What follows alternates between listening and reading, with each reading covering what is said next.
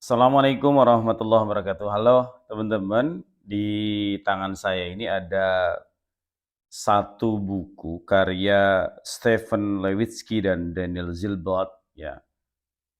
Judulnya How Democracy Die. Bagaimana demokrasi itu mati. Ini sebenarnya buku sudah agak lama ya, terbit pertama kali tahun 2018 di Amerika Serikat karena kedua penulisnya adalah profesor dari Harvard University.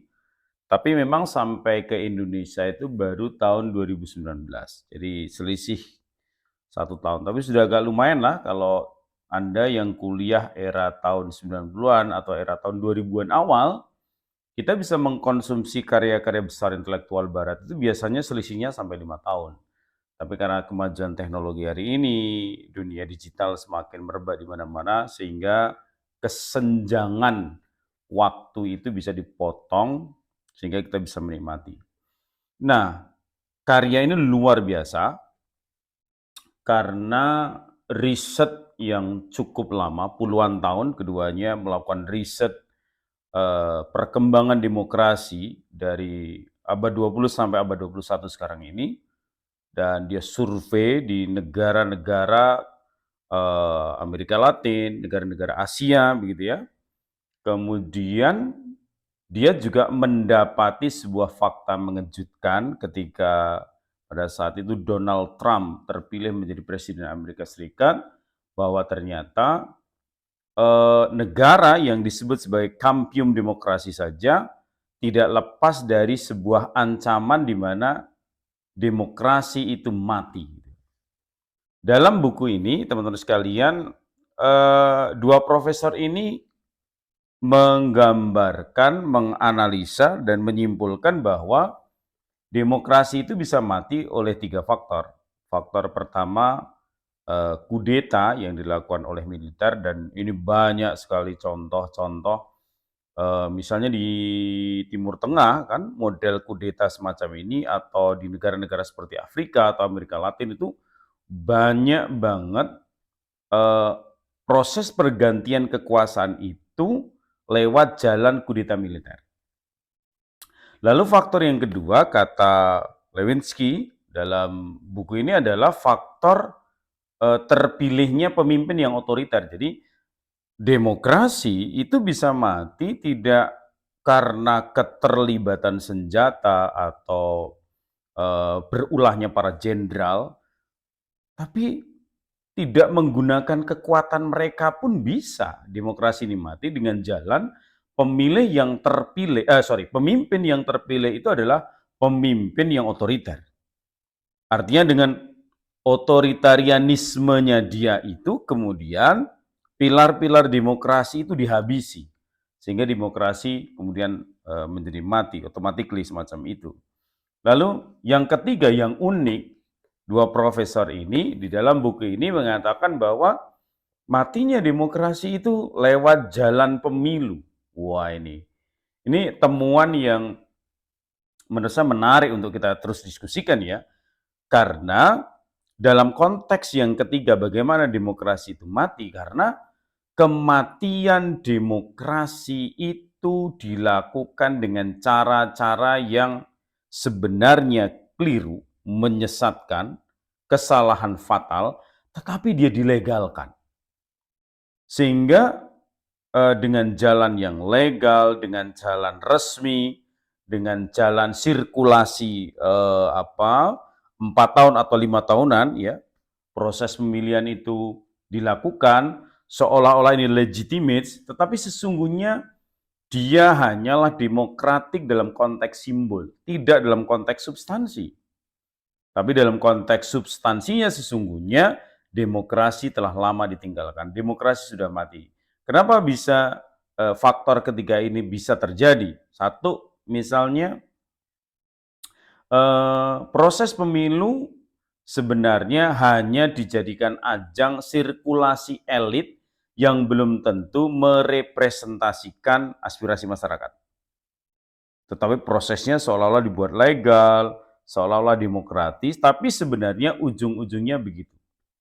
Sehingga demokrasi lewat pemilu itu tidak melahirkan tokoh-tokoh yang berkumpul menjadi satu melahirkan gagasan-gagasan hebat, tetapi tidak lebih dari pertarungan uang, pertarungan nominal membeli suara rakyat, begitu, sehingga orang-orang yang terpilih tidak lagi manusia-manusia yang berkualitas, tetapi mereka-mereka yang punya kekuatan modal yang luar biasa tentu saja, sehingga meskipun minim kualitas, maka mereka bisa melenggang menjadi senator, menjadi kalau di konteks Indonesia menjadi anggota DPR, dan seterusnya. Dan ini adalah tanda di mana demokrasi mempunyai gejala kematian. Wah. Nah, saya ingin kaitkan itu, teman-teman sekalian, dalam konteks Indonesia. Rasanya kalau kita membaca ya perkembangan fenomena politik mutakhir ya akhir-akhir ini, apalagi 2024 hebohnya luar biasa. Ini tampaknya temuan dua profesor ini, Daniel Ziblatt dan Stephen Levitsky, ini masih sangat relevan. Bahwa Indonesia sebenarnya juga mengalami gejala kematian demokrasi. Apalagi misalnya kita memahami kalau kita belajar teori tentang demokrasi itu kan pilar kuat demokrasi itu dulu dalam teori lama itu kan disebut ada trias politika ya, yaitu legislatif, kemudian eksekutif dan yudikatif, yang mestinya dia melakukan check and balances. Tetapi faktanya kita sebagai orang yang berada dalam pusaran di mana politik Indonesia terus bergerak secara dinamis, merasakan betul betapa keseimbangan tiga pilar itu tidak terjadi. Ada praktek-praktek yang tidak ideal, ada fungsi legislasi, fungsi pengawasan yang tidak berjalan dengan baik. Bahkan misalnya kita semuanya tahu, dan ini sudah sangat ramai dibicarakan, bahwa taruhlah ya proses pencalonan dalam konteks pemilu kemarin, salah satu pasangan calon yang sekarang memenangkan kontestasi itu dianggap melukai hakikat demokrasi itu sendiri. Ada regulasi yang oleh satu lembaga yudikatif diubah begitu sehingga meloloskan anak presiden. Kita semua tahu Gibran sebenarnya belum cukup umur, tapi kemudian ada sebuah proses rekayasa yang menjadikan dia lolos, mendampingi Pak Prabowo hari ini yang menjadi pemenang pemilu. Dan ini menjadi satu catatan luar biasa betapa ketidakseimbangan trias politika tadi itu menjadi alarm kuat di mana demokrasi itu mati. Dan itu sekali lagi tidak lepas dari campur tangan pemimpin yang otoriter. Dan juga sebab dari di mana proses pemilu bukan lagi benar-benar membawa aspirasi masyarakat, tetapi menjadi sebuah proses jual beli di tengah masyarakat, dan momen itu terus berulang setiap periode 5 tahunan. Teman-teman sekalian, kalau gejala ini, sebagaimana yang diramalkan oleh dua profesor dalam buku ini ya, tidak segera diobati, maka sebenarnya itu akan terus menyebar, merebak, dan yang paling menakutkan dan mengkhawatirkan adalah menjadi budaya di tengah masyarakat. Mungkin ketika proses 5 tahunan, permainan itu adalah permainan sirkulasi elit. Tapi bagaimana dengan pilkada? Tapi bagaimana dengan pilihan lurah? Bagaimana dengan pilihan RW, RT? Jangan-jangan karena sudah diawali proses tadi ya, proses dalam konteks elit semacam itu, maka tidak menutup kemungkinan gejala itu akan terus berkembang turun-temurun pada level-level yang paling kecil sekalipun, yang itu langsung menyentuh lapisan masyarakat.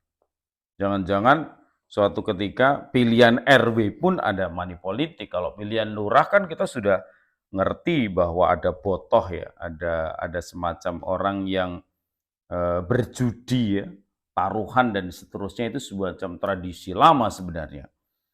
Nah, pilihan presiden sudah syarat dengan money politik, pemilu legislatif juga sama, pilkada baik, apalagi nih sebentar lagi kita akan pemilihan gubernur dan juga pemilihan bupati wali kota, itu juga sangat mustahil untuk bisa menghindar dari praktek-praktek busuk dalam konteks kontestasi.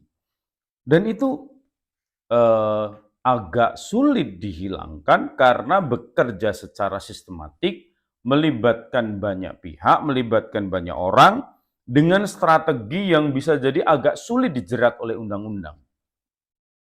Sehingga mereka yang jadi dengan modal yang cukup besar, wajar kalau kemudian setelah bertengger di kekuasaan, tentu nantinya dia akan melakukan hal-hal yang tidak kita inginkan. Abuse of power itu amat sangat potensial terjadi oleh karena awal mereka untuk bisa mendapatkan kekuasaan itu ditempuh dengan jalan-jalan yang tidak ideal. Kalau ini menjadi budaya di tengah masyarakat dalam konteks pemilihan apapun, praktek-praktek busuk semacam itu terjadi, maka ini tidak hanya sekarat tetapi demokrasi, alarm yang harus kita segera bunyikan adalah alarm di mana demokrasi memang terancam. Belum lagi kadang-kadang kita menjumpai teman-teman sekalian, proses-proses kontestasi di lembaga-lembaga akademik seperti kampus ya, pemilihan rektor misalnya, ini di kampus baik negeri maupun swasta, itu juga tidak lepas dari upaya-upaya politik ya. Ada nuansa politis yang begitu kental, bahkan di mana di tempat kira-kira para begawan intelektual ada di situ, kadang-kadang juga bukan cara-cara yang intelektual, tapi justru malah cara-cara yang politis.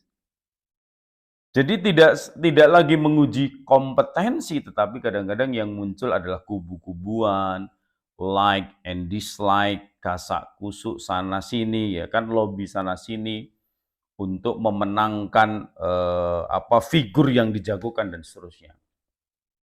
Sedih juga sih sebenarnya ngelihat fakta-fakta semacam itu dan saya kira orang-orang yang hidup di dunia kampus juga ngerti banget bahwa cara-cara semacam itu tampaknya hari ini tidak bisa dihindari, sehingga banyak entah kampus negeri maupun kampus swasta kadang-kadang rektor yang terpilih bukanlah rektor dengan kompetensi yang bagus, tetapi rektor lewat proses pemilihan internal dengan berbagai macam strategi politik yang kadang-kadang di luar nalar intelektual. Saya nggak tahu ya, apakah dengan kondisi yang semacam ini betapa